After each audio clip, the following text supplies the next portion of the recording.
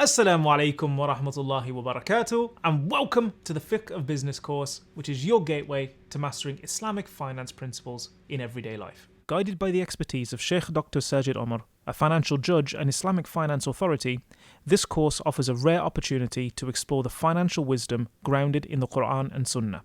Discover how Islam provides guidance for every area of life, including financial dealings. This course isn't just for business professionals, it's vital information for every Muslim. You'll learn to navigate financial decisions in your personal and professional life, ensuring they align with Islamic values and principles.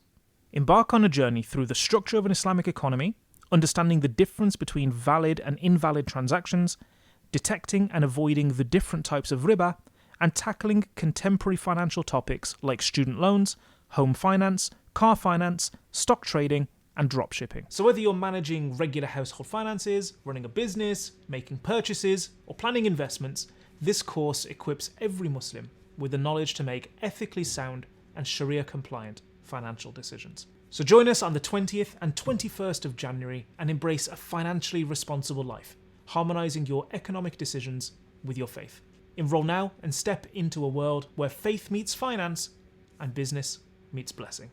Wassalamu alaikum wa rahmatullahi wa barakatuh.